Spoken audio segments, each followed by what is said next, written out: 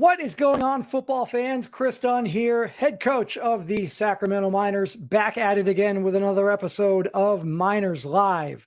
For those of you tuning in on the YouTube channel, thank you. If you have not already subscribed, which I assume that you have, if you are tuning in on the YouTube channel, I appreciate that. For those of you checking us out on Twitter at MinersRFL, I appreciate the follow, the likes, the retweets, all of it on Twitter, all of the support for Miners Live throughout the last month, month and a half, really, even before I launched the channel and was just kind of talking with people about the idea. All of the support has been great. I really appreciate each and every one of you, the comments, the criticism. Look, I mean, part of the reason why you guys are here each and every Tuesday is because of the criticism. You might like it, but there's going to come a point where you probably don't like it. There might come a day and time where, guess what? You're on the receiving end of some of this criticism. I'm not going to apologize for that. That's just the way that it is. If you can't take it, then don't watch the show. But if you can, I appreciate it, and it's going to be a hell of a ride. I see you guys out in the chat right now. We've got, who do we got? We got Lito Loso. What's going on, Lito? We got Rapid Fire Gaming. Again, back at it as always. Anthony Fry, what's going on? There's my rookie tight end, Leo Moon. I saw Leo Moon in the chat the other night, rooting on his West Virginia Mountaineers. We'll get into that game against Miami a little bit later on in the show, what that game looked like for me, what that game means for the top 10 rankings. That will be the official top 10 rankings will be launched tomorrow night on RFL Live. However, I will have my own Campus Rewind top 10 for you guys later on in the show. So be sure to stick around throughout the entire 1 hour. I will have the Campus Rewind top 10, the projected top 10, my top 10, which might look really different than what you guys might see tomorrow when the official top 10 drops on RFL Live. So be sure to stick around for that. Once again, we'll have Coach Mitch O'Brien will come on the show, and we will break down some of the games this past weekend. I also have a special guest coming on. Look, for those of you guys that have been tuning in religiously over the last month, again, I appreciate it. You have seen me throw shade at some people, if you will. I don't really like to call it that, but that's what a lot of people are going to call it. You've seen me criticize. You've seen me sort of call people out for things that they've said, things that they've done. You know, maybe they could have done things a little bit differently. One of those individuals was the running back from Oklahoma State. I don't like what he said in a post-game press conference about his quarterback. I said as much on air, and I still believe that. I still think that he could have gone about things differently. But one thing that I will always do, is I will always be fair, and I will always give you the opportunity to speak your opinion or express what it is that you were trying to do. So I'm also going to, today on the show, I'm going to bring on Matt Roper, the running back for Oklahoma State. And I'm going to give him the opportunity to say, look, this is what I meant. Or, you know what? No, I really did mean this. And we'll see what happens. I have no idea what happens. He reached out to me on YouTube. He didn't like what I had to say. I said, okay, fine. If you don't like what I had to say, then let's talk about it on air. I'm not going to sit here and go back and forth on YouTube in the comments section about you don't like what I said and I don't like what you said, and I don't really care if your quarterback is a generic or not. But I promise you, I will always give you and everyone the opportunity to come on and express yourself. So Matt Roper will come on the show. We'll have some time to kind of go over His comments a couple weeks ago, the state of the Oklahoma State Cowboys. Currently, right now, they are not looking too good. They certainly have an uphill road, an uphill battle, I guess, if you will. It's a long road. It's an uphill battle. So we will have Matt Roper come on a little bit later on during the show. Again, I mentioned we'll have Mitch on for some more Campus Rewind, breaking down week 3 in the college series. But right now, first and foremost, more than anything, right out of the gate, we've got breaking news surrounding the college series. Okay. For those of you that are unaware, there is a big, big story circling the college series right now. And it centers around that West Virginia-Miami game. That West Virginia-Miami game was not only an instant classic for those of you that watched on the field, for those of you that watched the game. That game is garnering a lot of controversy around that game right now. So, you may or may not have heard there are players within the West Virginia locker room that were, I guess, sharing secrets, if you will, taking information, taking things that are being said in the locker room, in the West Virginia locker room, and sharing them with at least one, possibly multiple players from the Miami locker room. Guys, I don't know if this is something that everyone in the front office is aware of. Maybe they are, maybe they're not. And I don't know if this is something that is going to be investigated further. Maybe it is, maybe it isn't.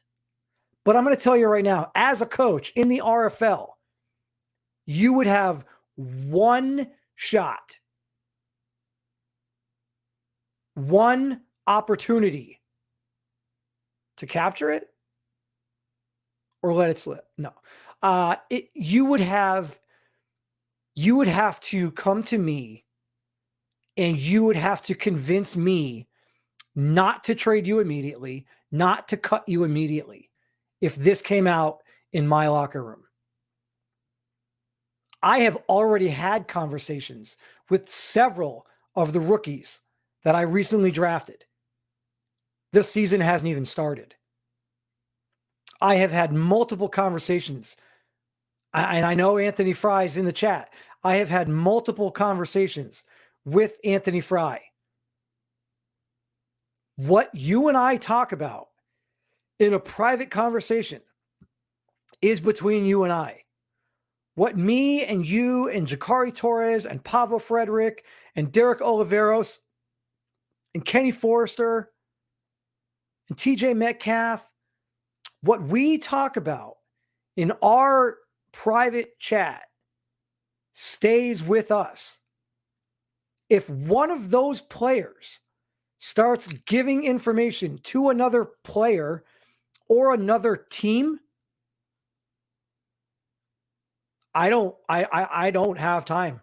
I don't have time for that.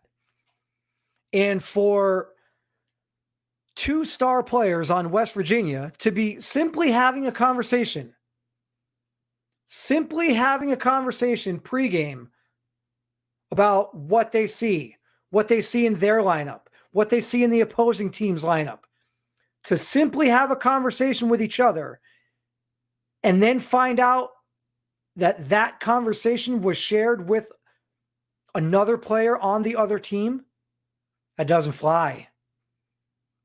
I'm sorry, it just doesn't fly. And look, West Virginia, you've got, I want to say when all is said and done, I can pull up the number here. I know that prior to cuts being made, prior to all of that, I believe West Virginia had somewhere around 19 or 20 players.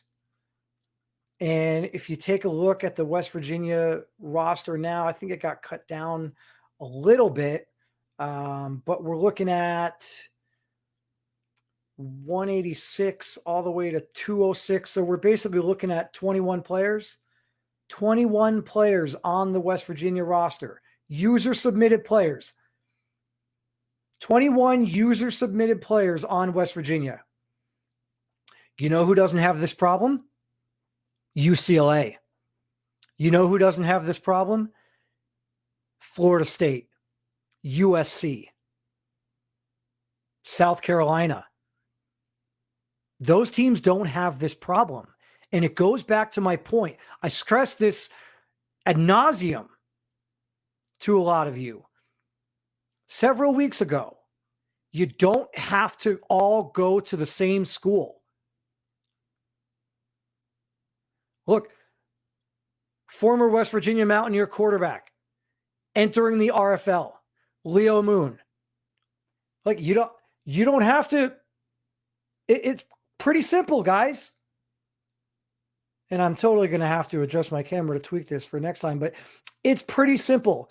You don't leak. You just don't. Hashtag Mountaineer Gate, hashtag Mountain Gate, right? Let's call it what it is. It's not Spygate. It's not Deflate Gate. It's Mountain Gate. The Mountaineer locker room. There's someone in that locker room that is literally taking the conversations that are being had and sharing it with other teams. And guess what happened? The team went out and lost. Now look, does any of that really have anything to do with it? No, not really. But it's bad. It's really, really bad. And this news just came across my desk earlier this afternoon, and I was like, whoa, hold on a minute.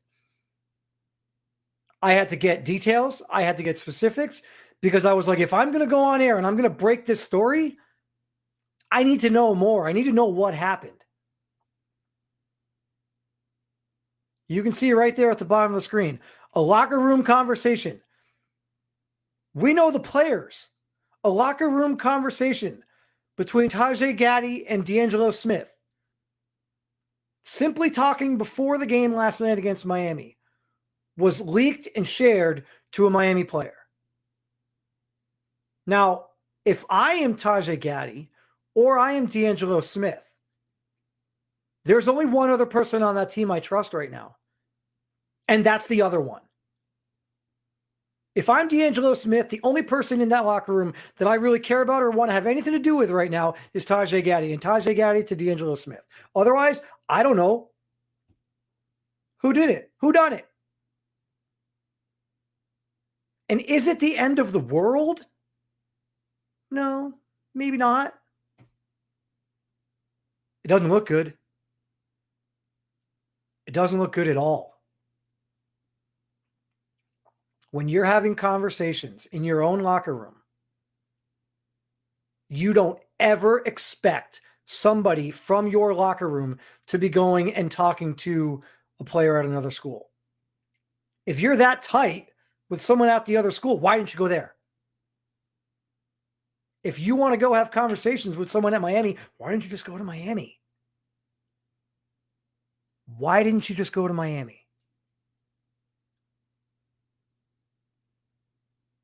So we'll have more details surrounding this. Like I said, right now, all we know is that a player at West Virginia shared information pregame to a player on Miami.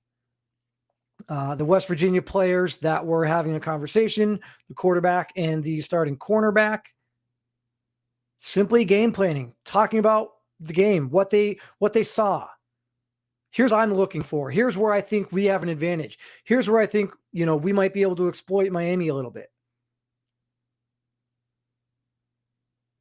In the college series, this might not seem like it's a big deal because in the college series, we don't have actual coaches putting together game plans and going through training, specific training based on the team that they are playing the next week. In the college series, we don't have that. So I can maybe see where you think it's not a big deal, but I promise you it's a big deal. As a coach in the league, I promise you, if and when this person is identified, they will not play for the Sacramento Miners. They will not play for the Sacramento Miners. And I would be shocked if the majority of the other coaches, actual user coaches in the RFL, didn't feel the same way. I just don't think you can do that to your teammates. And again, in the college series, they're not user submitted coaches. I get it. In the RFL, it's different. And in the RFL, in the minors locker room, you're done. I've had that conversation with all of my players already. We've got Leo Moon. I see your question here. Does that look bad on us or people trying to get info from our locker room? If people are trying to get info from your locker room, I want to say that's bad. However, there's always the old adage, if you're not cheating, you're not trying hard enough. I don't necessarily know that in this instance it was a case of somebody trying to actively get information. Again, we don't know all of the details. I don't know that somebody was actively going to somebody on West Virginia saying, hey, what goes on in your locker room? What do you guys talk about? I don't know. It could have been very innocent, and maybe they didn't think anything of it. But I do think it looks bad. I think it looks worse, significantly worse on the person sharing it, because you're the one who took the time to screenshot it.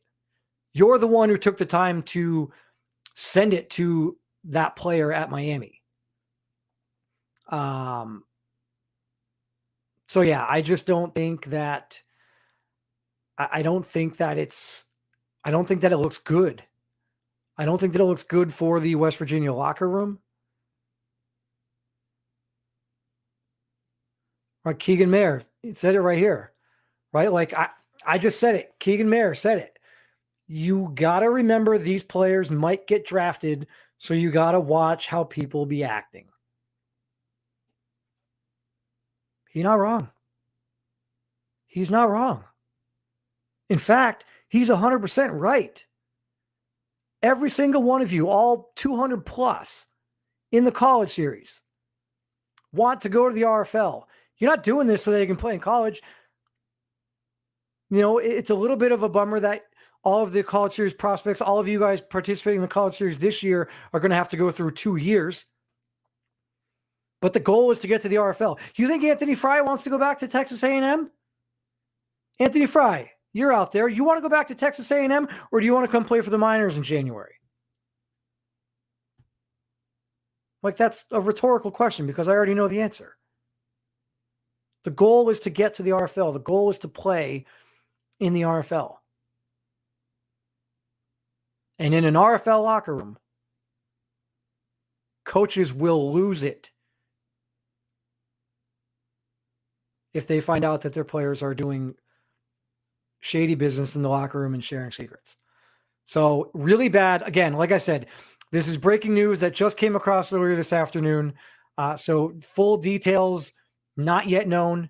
There, as we get more information, as we get more details, perhaps this is something that will be addressed tomorrow on RFL Live. Again, I don't know if everyone in the front office knows. I don't know if they are planning on investigating further. I don't know what that's going to look like. Again, this is still new. This is still fresh. Details are still being discovered. So we'll have more as those details become available.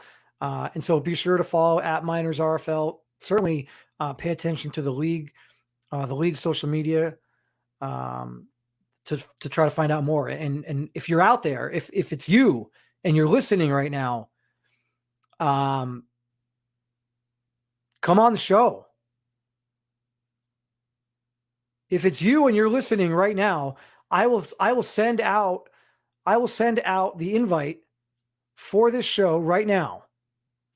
I'm sending out the invite for you to come on right now and get out from under it right now and explain what happened and what you meant or what you were thinking.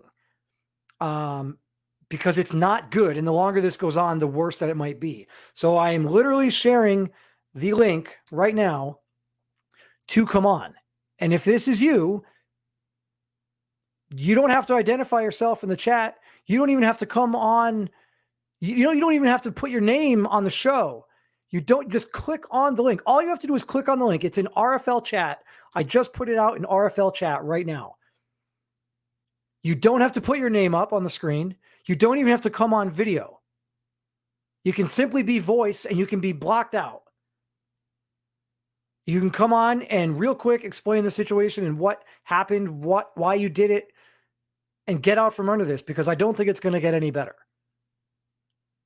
And again, along those lines, like I said earlier, I will always give you the opportunity. I will always give you guys the opportunity to come on and speak your piece. I'm going to say what I believe. Sometimes it's my opinion. A lot of times it's just fact. But when it's my opinion, and you may or may not agree with my opinion, we can have a grown-up adult conversation. And we can talk about it. And so that being said, that's what I'm going to do. I'm going to go ahead and I'm going to bring on running back from Oklahoma State, Matt Roper, onto the show right now. What's going on, Matt? What's going on, buddy? How are you tonight? I'm all right, man. Me and my wife and my little 9-month-old, we're out here getting pizza, man. I just got done working on the truck. So. All right. So then before we get into this, what's your favorite kind of pizza?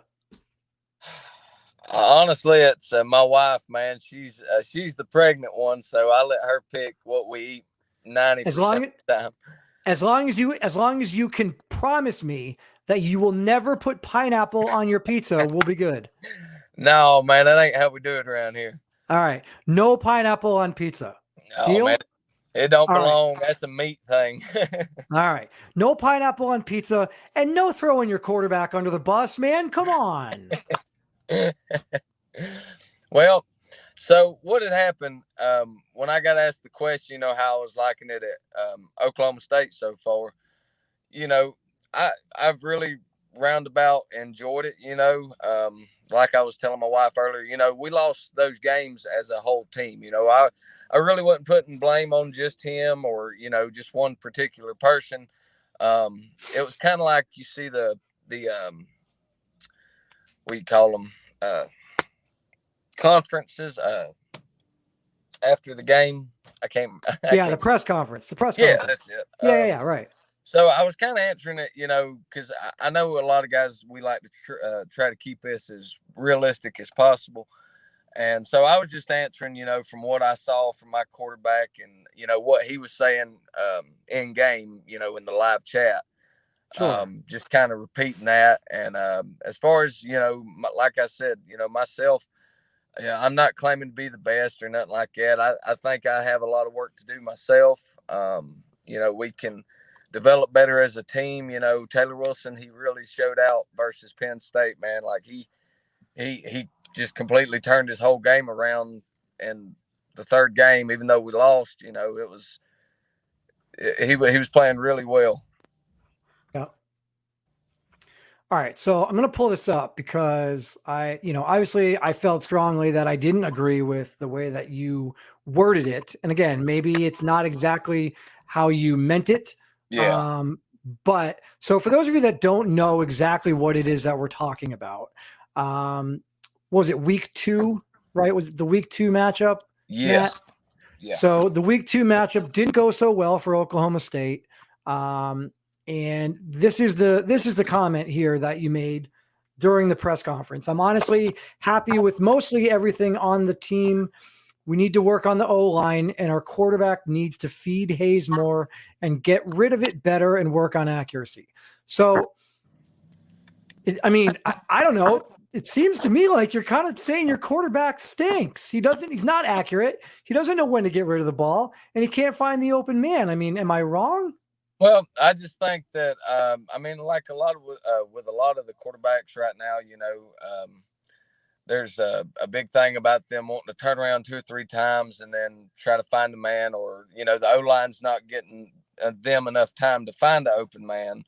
And just I mean, I wasn't really putting the blame on just him or just any one person. Like I said, it was just more or less. I seen a lot of comments from him in that game that was, get rid of the ball, man. I can't believe I'm playing, like this. And as far as his accuracy, there was quite a few passes that I felt that could have been made because there wasn't a lot of pressure around him at the time, and the wide receiver or the tight end was for the most part open.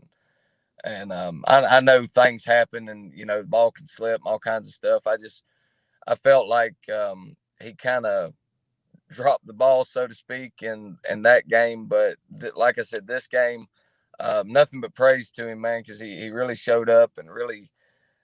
I mean, him and Hayes have scored the touchdowns. I haven't even got one all year, so I can't really say a whole lot, man. I just, I felt like we all could have played a little better. That's just I guess the focal points I had at the moment, Sure. Look, man, I get it. And I know I appreciate the fact that you didn't like what I had to say. Right. And so what I do, I like I said, I'll give you the opportunity to come on. I just don't think you should be throwing your quarterback under the bus like that. But if that's not exactly what you meant, and that's not exactly how you wanted other people to take it, well, then I want to give you the opportunity to come on the air and explain yourself and be like, look, I don't want people to think that I'm this kind of person, because obviously right now at Oklahoma State, it might not seem like a huge deal because there's not a lot of you guys.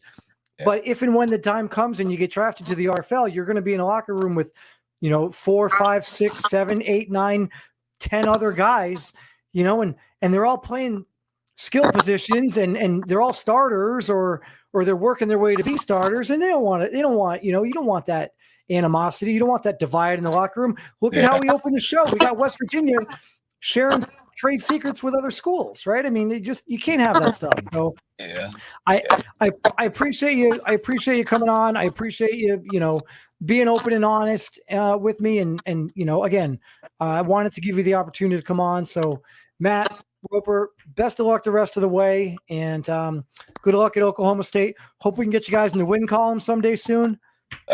Maybe so, man. I got looking at it. We've only lost by 7 points in the last 3 games combined. The first 2 was field goals, and this last one was by 1. So 1 touchdown has kept us from glory all season.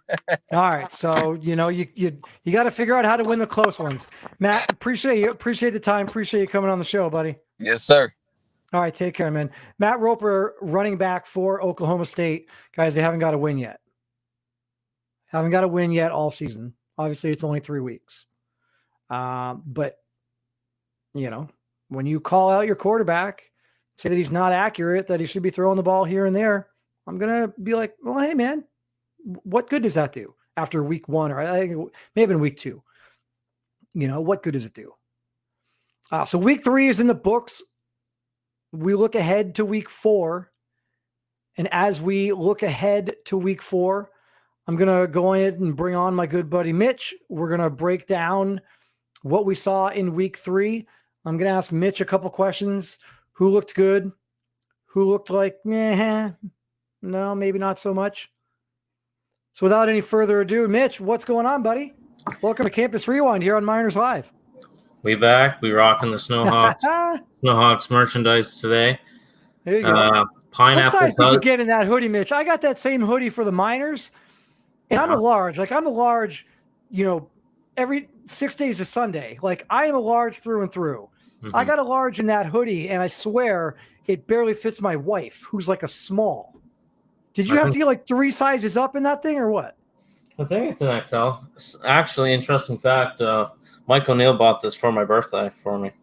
Interesting fact, guys. Mitch is an owl, and he's going to spin his head completely around right now on Miners Live.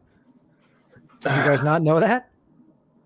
It is. Well, I don't have a shirt on under this, so that's too much information, buddy. Yes, she's an XL. Okay. All right. So for those of you looking to pick up some gear of your favorite RFL team, you can certainly do so on Redbubble if you like the Portland Snowhawks. There you go. Mitchie is sporting the hoodie right now. So, all right, Mitch, let's get into it. Week 3. I like to start this off. First thing I like to ask you here on Campus Rewind is, pineapple does belong on pizza. No, get out. That's it. All right. It does. Well, it was nice having Mitch on the show, and he will never be allowed to. All right. Who was a pleasant surprise for you this past weekend, Mitch? A pleasant. I wouldn't really define it as a pleasant surprise, but Miles McCain finally showing up and playing. He showed me something that I look for in quarterbacks. He used touch pass and lob. That's the thing that distinguishes if you're going to be a good quarterback for me. If you can use lob and touch pass, like it shows the little indicator on the bottom of the screen, and that's the thing that I love Daryl Johnson most for, and that's why I had Leo Moon at 2, because he used lob, he used touch pass. It's like that was the big thing. That's like the selling point. Like he doesn't always throw a bullet pass. He can lob it. He can put a little touch on it. So I saw Miles McCain do that this week, and that was very nice to see, because that's something that not many people look for, but I value quite highly if a quarterback can do that. All right, and so what I want to do, actually, before I do that, let's go ahead and kind of see. I don't really have anyone that was a pleasant surprise. I think more than anything, we've probably got some guys that we were a little bit disappointed with. So I'm going to actually just throw that out to you. Who disappointed you this week? The entire Oklahoma team. Well, that to put it the best way nicely, Oklahoma losing to Michigan in that fashion was embarrassing to say the least. Yes, I understand that they're the comeback kids that were down to Arizona State, that were down to Auburn, but like at some point you were expecting them to like show up and throw a punch, and they just didn't do that. They got obliterated by Michigan. And no offense to Michigan, Austin Briley, Curtis McGriff, John Davies, J.C. Johnson, Rocco Valero, and any other Michigan player that I may have forgot. Oh, how could I forget? Flota. Sorry, Flota, if you're listening to this. I almost forgot about you. But yeah, not saying that Michigan's a bad team, but Oklahoma should definitely performed better than they did. Yeah, I mean, I think it's tough, right? Like we watched Oklahoma and we watched them come from behind 2 weeks in a row and win those games. And you say, wow, Oklahoma looks pretty good. They got themselves a nice little 2-0 record to start the season. They got a pretty decent ranking in the top 25. And then you get to week 3 and you see them get absolutely trounced. And then you think back to weeks 1 and 2 and you say to yourself, wait a minute. The only reason why we really thought that they were any good to begin with was because they came from behind to win. Like the reality is they were playing bad. Yeah, they never lead the football game. Yeah, like, so, I mean, in what world, right? Like, it's not often that we're going to look at a team that is constantly trailing, constantly behind, and say, you know what, that's a really good team. And that's kind of what we did with Oklahoma, simply because the way that they came back in week 1 and the way that they came back in week 2. Right? Yeah, exactly. All right, so what I'm going to do here is we're going to kind of break down. We got some of the 1 o'clock games. So we're just going to go over some quick highlights and give you guys an opportunity to see some highlights if you didn't get a chance over the weekend to check out some of these highlights from the 1 o'clock games this past weekend. So again, if you didn't get a chance to check out these highlights, here are some of the 1 o'clock games. Touchdown, touchdown, touchdown, touchdown, touchdown, touchdown, touchdown, touchdown,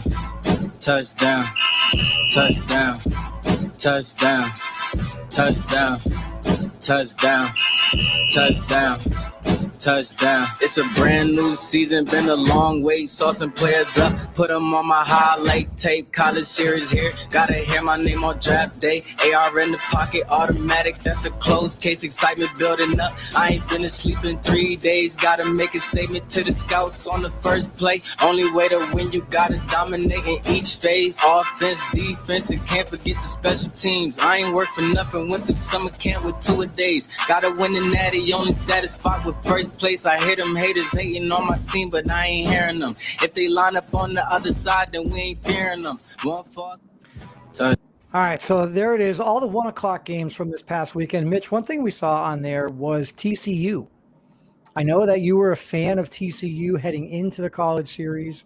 TCU got their first win. It was only by 3 points, and it was against a Wisconsin. it was against a really bad Wisconsin team, but TCU got the win. Is this a situation where maybe we're looking at TCU, especially with the recent news here as I pop this up, the recent news that Cyril Cox is transferring from Penn State to TCU? Is this an instance where maybe we could see TCU turn the corner a little bit, and maybe they could do something? Maybe they could make some noise in the Big 12? I definitely can see it being possible. I wouldn't rule it out, but I love my TCU Horned Frogs to death. But yeah, I'm gonna say it. Speller is bad. That quarter, he's not good. Like he's holding the team back. It's as simple as that. Like it really hurts me. It pains me to say he's throwing the rock to Amari and Shark. So like they're doing good, but he just doesn't have the consistency that like is going to like win football games. Like this upcoming week, they got let's look, they got A&M. So it's very possible that they could beat A&M. A&M's a good team, but yeah, it pains me to say, and I'm always going to root for them. But yeah, Speller is not the guy in TCU. So it hurts. And the Cyril Cox thing, as I said to D'Lo when he said rip Penn State when he saw the transfer, I'm like, Cyril Cox is not making a team win, and he's not making a team lose. So, like, he's not going to change TCU overnight with his player bill. Again, he's a pass rusher. TCU runs a 3-4, so he's going to technically fit into scheme. So I'll give him props in that respect. That at least he's going to be in scheme. And he could be responsible for a win at some point throughout the season. He could get like a game-winning sack or something like that. Right. There could be some point during the season. And look, one thing that is abundantly clear at this point in the college series, that there's a lot of parity, right? Like it. So you and I both watched College Series 2. Yeah. And College Series 2, it was like there are 4 teams that are vying for a chance for the national championship, and then there are 28 other teams, right? Like if we look back to last year's College Series, we're talking about at any point during the season, it was Alabama, Baylor, Georgia, and then there was a lot of hype surrounding Miami, but they never really got to that level where anybody was taking them serious for a national championship. So it was kind of like Georgia, Alabama, Baylor was up there, and that was kind of it. Like it was those 3 teams, and then everybody else was just kind of good. No one was really going to fight for national championship. USC at one point was up there. They made the playoffs, so yeah. I mean, you're right. They made the Final Four. They got up there, but I don't think anybody really took them serious enough. I don't think. When the Final Four, when the college football playoff started, I don't think that many people were picking USC to win it all. Yeah, no, I don't think so. You know, but when I look at this college series, I don't have a clue, right? Like I don't have. I'm gonna get into and I ranked my top 10. What would be my top 10? I'll just react to that because you didn't give me heads up. I did not. You have no idea. So I have my top 10, and I could envision a scenario where number 9 in the top 10 could win the national championship. Obviously, there's so much that can happen over the course of the next 8, 9, 10 weeks. But the one thing that I notice is there's just so much parity. And a lot of the parity is around schools that don't have a lot of submitted players, right? Like you've heard me stress this, and I stressed it a little bit earlier. I don't like all these kids going to the same school. Mm-hmm. I don't like South Carolina having one user submitted player. I don't like UCLA having 0, Auburn having 0, Florida State having 0. Like I don't think that's good for the league. And look at what just happened. Look at the story we just broke earlier today, right? Like one of the schools that has the most amount of people go to it is now dealing with people talking to other players on other teams and stuff. Like you don't have that at Florida State. You don't have that at UCLA. You don't have that at South Carolina. And you know what you do have at South Carolina? What you do have at South Carolina is what you have at South Carolina is my number 2 team in the country right now. So here it is. The College Series top 10 for me, as presented by Miners Live. Number 10, I've got North Carolina. Number 9, I've got Florida State. Florida State has no user-submitted players. But you know what they have? I'm going to say this slowly for all of you out there that have submitted a running back into the College Series. Florida State has the best running back in the league. Mm-hmm. He's the best running back in the league. And right now, it's almost not even close. It's pretty much unanimous. It's not even close, guys. Like, if you look at what Amari Bone is doing at Florida State, it's almost embarrassing to think that he's a generic and he's putting up those kind of numbers with a bunch of generics or, just regular players around him. And look, you can sit here and you can say, well, they've got some real players. Florida State's not good in real life. Yeah, they suck. They're terrible. They're not good. Like Hamza Nasruddin is not very good, right? Like some of the players that they have on that team. No, they have Asante Samuel. Asante Samuel, fine. He's kind of good. He's kind of good. He's one guy, okay? One guy. But that's really it. So for them to have a bunch of generics, be there. I've got Florida State at number 9. I've got Baylor at number 8. I think the Baylor win over Texas A&M was impressive. But I'm not going to bump them up too far, even though there was a lot of upsets this weekend. I'm not bumping Baylor up too much because they were at home. I do think they have a really good team. I think they should have beat Texas A&M, although I do like Texas A&M. And if I'm being perfectly honest, Texas A&M is probably 11, just outside this top 10. West Virginia, tough loss. West Virginia falls to number 7. That was an at-home loss to a team outside the top 10. However, you don't have to look much further to see how impressed I was with Miami. Mm-hmm. Georgia was the number 2 team in the country. They fall to South Carolina. Kind of didn't look very good at all. South Carolina looked really good. And again, one user-submitted player. Alabama is just one of those teams right now that I look at and say, they're just kind of steady. And I could envision a scenario where Alabama goes the entire season and they are somewhere between 9 and 4 the entire year. And then maybe at the end of the year, they sneak into the Final Four. But I don't envision a scenario where Alabama is ever number 1 in the country. But I also don't know that they're ever going to fall to 15, 16, 17. I think they're just one of those teams that's going to be consistently right there in the middle of the pack. And then Miami, look, I don't know what else you can say about Miami. They went into a hostile environment and they beat West Virginia, and they did it. They put up points. Rumor has it they had the playbook. So, someone leaked the playbook to Miami. They knew everything going into Morgantown. I'm not going to confirm or deny, but rumor has it that's what we're hearing. Could you try again? That's what we are hearing right now. That they there's some turmoil, I guess. There's some controversy in the West Virginia locker room. So I've got Miami up at number 4. I think that was an impressive win. I think the offense looked good. I think the defense stepped up. I really like the way the defense stepped up big at the end of the game. That was a game that if you watched it, it almost looked like whoever had the ball last was going to win. Yeah, so for West Virginia to have the ball last and not win, I think that was a testament to Miami stepping up at the right time when they needed it most. And then I've got Ohio State at number 3. Look, they were the number 1 team in the country. They played the number 4 team in the country on the road at the number 4 team in the country, and they lost. Like, I'm not gonna railroad Ohio State too much. It was a close game. They battled back. I really liked the touchdown that they got late in the first half to bring it. I think it was to bring it within 3 or bring it within 7. And then they were just unable to overcome the hump. They were unable to overcome the hurdle in the second half.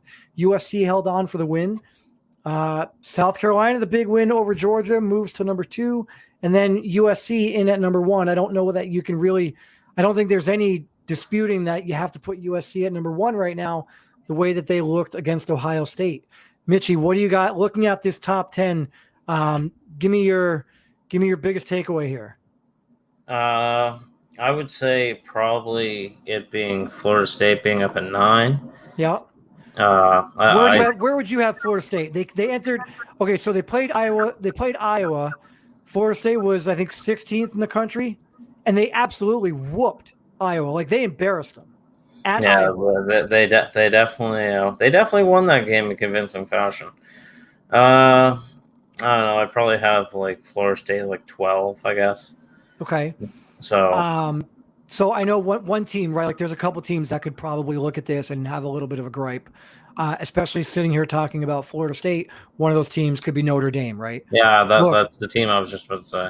Okay, and that's fine.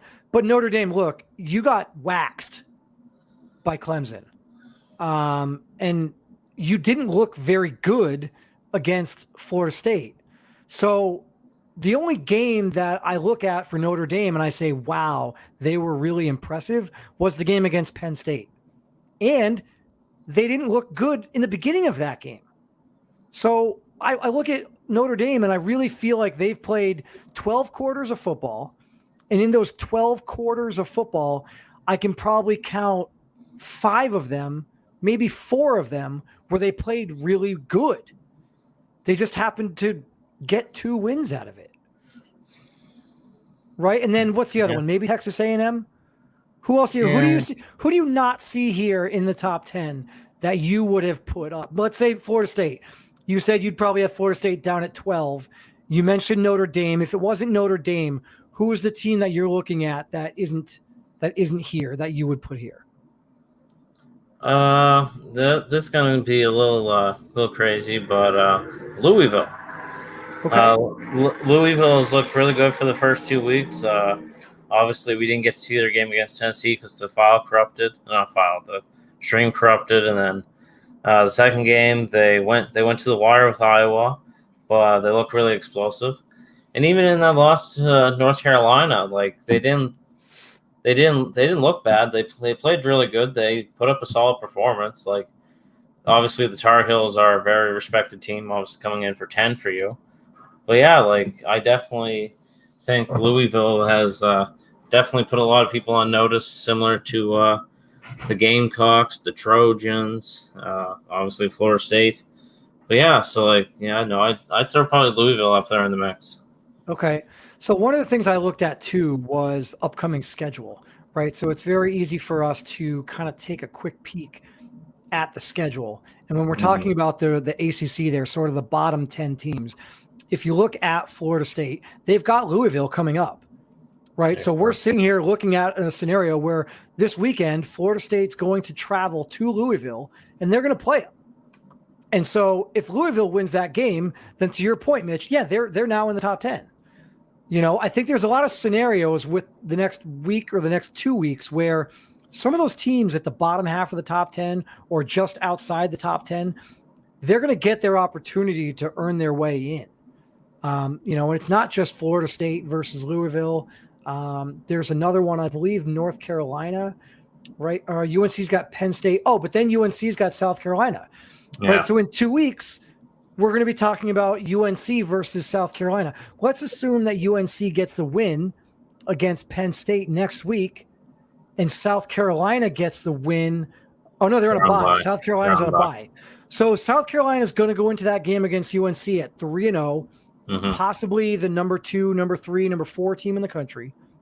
And UNC is going to go into that game at possibly 3-1, and possibly the number six, yeah, somewhere between 6 and 10 team in the country. And now we're talking about what might be the best matchup of Week 5. So I think we're at that point where I think Alabama Georgia might trump that one there, boy. In Week 5, yeah. Right. You're right. Alabama Georgia at Alabama. That's going to be an interesting one. So again, okay, there's 2 games: South Carolina, North Carolina, and then Alabama at home against Georgia. Where again, we don't know what the top 25 is going to look like. It's at Georgia. Green is for home. So no, Green is but Green is the team in that row. The highlighted ones are that team. So like, Alabama hasn't played a home game yet. They played at Miami, at West Virginia, at Florida. They play home at Clemson, and then they play home to Georgia. So Alabama's going to be the home team against Georgia. I was just like in the league office when we were talking about the shaded things, and I still don't obviously understand it. So there you go. Yeah. So basically, if it's shaded in your row, so Alabama hasn't played a home game yet. They were at Miami, at West Virginia, at Florida, and then they're going to be home to Clemson. They're going to be home to Georgia. Then they have a bye. Then they're at Wisconsin. Yeah. So and there's another one. What was the other team that I looked at? Miami. This is a tough road for Miami, right? Yeah, like you saw, I've got Miami in the top 4 right now, but Miami's got to go at Notre Dame, at Clemson, bye week, at UNC. Like, that's a difficult road for Miami. And so, yeah, I can sit here and I can put Miami at number 4 in the country right now because they looked really good. And that's the biggest jump. That's the biggest jump out of everybody, making the jump from, what were they, 13? Yeah, 13. All the way up to number 4. But I think they deserve it. Yeah. I think they went on the road and they got a big win. But now they've got to go on the road for a few weeks. And again. And they've got to prove it. Mm-hmm. And they've got to prove it. So you mentioned the Alabama-Georgia game. Any other game that what about Week 4? What's your biggest game that you're looking at this weekend? Week 4. Obviously Miami versus Notre Dame is probably going to be the headliner. No, let's see. Anything else sticking out to me? Look at those Week 4 games. You got Oklahoma, West Virginia. Maybe Oklahoma. No, I was looking at that one. Oregon, USC. Miami, Notre Dame. Miami, Notre Dame is probably. Yeah, that's, like I said, that's probably the Monday night headliner or something. Yeah. Or Thursday. Again, maybe we had the same conversation last week when it came to Miami and West Virginia. More than likely, Miami versus Notre Dame will be a Monday game. So, yeah, there's actually a couple too, because that Alabama-Clemson game. Look, Clemson looked really good. Who knows where they're going to end up? Right? They were 25th in the country. They were just barely in the top 25. I think but they got the big win. They got the big win. So, who knows where in the again, guys, this is not the top. This is not the official standings. This is just the minors. No, live, the league office is the official standings tonight. Yeah, league office will have the top 25 out tomorrow. The official top 25 will drop. And it'll be interesting to see where Clemson is on that top 25 because they could make a significant jump with the win against Notre Dame. Things are going to be crazy tomorrow night. I highly recommend you watch the podcast. There you go. You heard it. You heard it there, guys. All right, so real quick, we're just going to kind of run down the standings. We're going to pull up the ACC right here. North Carolina, 2-1, 1-0 in the conference. There's Miami. Yeah. 2-1 record. Look, I talk about Florida State, guys. When you look at the conference standings here, take these with a grain of salt. They don't really mean all that much in terms of the overall. This is after week 3. Right. Not only is it after week 3, a lot of teams haven't even played a conference game yet. Most teams within the conference haven't played the same number of conference games yet. No Big 12 team has played a conference game yet. Yeah. So, I mean, we skipped towards the Big 12. We'll go to the Big 12. Right, like not a single one. West Virginia's 2-1, Baylor's 2-1, Oklahoma's 2-1. There's a big gap for me between West Virginia, Baylor, and Oklahoma. Oklahoma's terrible, as we said earlier. Right. I don't think that Oklahoma. I think you could make an argument that, Oklahoma could very easily be where TCU is. I was going to say Texas is winning the Red River rivalry this year. Yeah, and would it surprise you? They'll be in the future, but Yeah, would it surprise you if Oklahoma State beat Oklahoma? No, not me. As long as Matt Roper balls out and his quarterback can find Hayes for a couple touchdowns. Yeah, so what week is that? Right? Week 6 is the Red River rivalry. So there you go. All right, and then the Big Ten standings: Ohio State 2-1, Penn State 2-1, Michigan again. That was a big win against Oklahoma. Michigan doesn't do it for me. I've got Iowa as a better team than Michigan. Michigan's only loss was to USC, which is the number 1 team in the nation. It's true. It's true. It's true. What else? We did the Big 12, the Pac-12. Pac-12 sucks. Yeah, I said it. The Pac-12 is terrible. I think it's very top-heavy. I'll say that. And by top-heavy, I mean I think USC runs away with this one. Maybe Oregon gives them a run. Well, preseason-wise, I had Oregon winning the Pac-12 because they're the only one with a submitted quarterback of the 6 teams. Right. So, but as we're seeing, that doesn't mean anything. That doesn't always. Well, this was preseason before we saw the generics, but I said, well, Oregon has to win because they're the only one with a submitted quarterback. So, it's their division to lose. So. Yeah, and then the last conference here, the SEC, South Carolina. Look, you can make an argument. Maybe you still think Georgia's a better team. I do think Georgia's a better team. Maybe right, and that's that's a conversation, right? I mean, they're not going to be ranked higher tomorrow night when the top 25 drops. But if they were to play again in the SEC championship, or they were to play again in the college football playoff, you might be very inclined to take Georgia over South Carolina. South Carolina got the win. It's a big win. If anyone had South Carolina being number 2 in the nation at any point throughout the season on their bingo card, stop lying to yourself because you didn't. Right. Yeah, you did not have it. Dior Santana is a nice player, but I promise you he is even shocked that we're talking about his team as being one of the top 4 teams in the country. Exactly. So that's kind of where the standings are right now. We'll have more, obviously, as the season goes along. Mitch, you said it. Exciting podcast coming up tomorrow night. Very exciting tomorrow night. All right. Must watch TV. Must watch TV. All right. We'll have to talk afterwards. Yeah. All right, Mitch, as always, appreciate you coming on the show. We'll talk soon, buddy. Yeah, talk to you later. All right, man. Take care. Coach Mitch O'Brien of the Portland Snowhawks joins me as he does every week for Campus Rewind, kind of breaking down the week 3 that was, right? You saw the standings. What do we got here? Georgia running over Bama if they play like they are, my opinion. Yeah, I don't disagree with that. I think Georgia is playing well. I think I'm not going to give them too much flack here. They win 17 games in a row. So Georgia's a really good team. Just because they went undefeated last year didn't mean they were going to go undefeated this year. That's to my point earlier about parity with this year's college series versus last year's. I think I just pull up my top 10, right? Like these are the schools that I think I have in my top 10. If I were the committee, this would be my top 10. I could make an argument that I could envision a scenario where any one of these teams win the national championship. I really do. Miles McCain entered the season with Heisman hopes. He's got 3 phenomenal receivers flanked out to his side. Florida State's got the best running back in the league. Yeah, I said it. And if you don't like it, too bad. Because right now, Amari Bone is the best running back in the league. And then, look, you got the big boys towards the top. Look at 8 through 3. Look at 8 through 3 right now. Stacked. You're going to tell me you can't envision a scenario where any one of those teams, 8 through 3, win it all?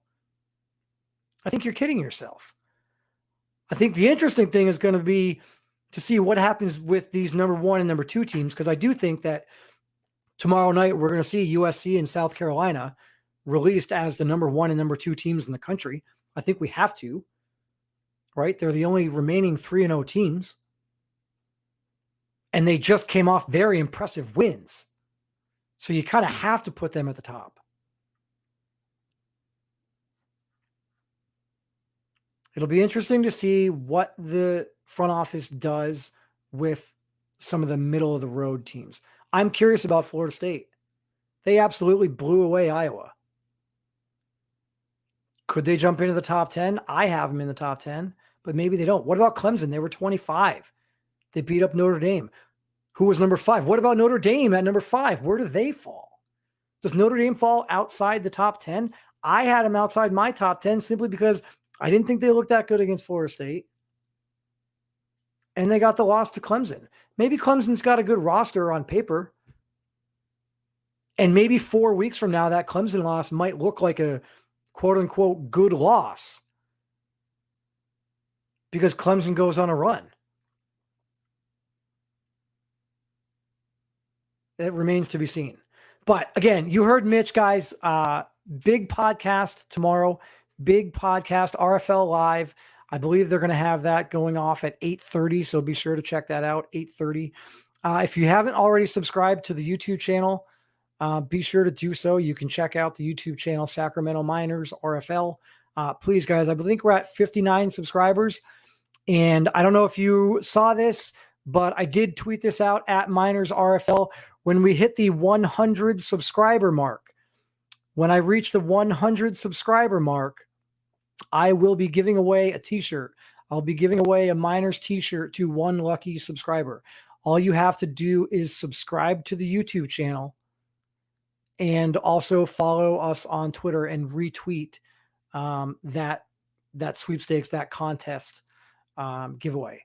So once we hit 100 subscribers, one lucky fan, one lucky listener will win a Miners t-shirt.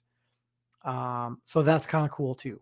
Completely free of charge. I will purchase the t-shirt for you and I will send it to you. So that's kind of cool. But again, guys, as always, appreciate all the comments. Let's give a shout out real quick. I know we got Leo Moon as earlier. Samurai Nation, I see you in the chat. You got a question from Mitch. He's gone. If you want to throw that question in the chat, I can get it to him, or maybe you want to reach out to him yourself. Maybe you want to pose it to me real quick. I can probably get it to you. We've only got about 1 more minute until we get out of here. 4 down territory. We're kind of taking a little bit of a pause from 4 down territory only because there's a lot going on with the college series and rebuilding the RFL file and rebuilding the individual franchises. So kind of taking a little bit of a pause. There's more going on in the college series than there is in just the minors in general. So 4 down territory was really geared towards the minors, and I haven't been able to work as closely with Rohan, the producer. He's had some things come up where he hasn't been available during this time.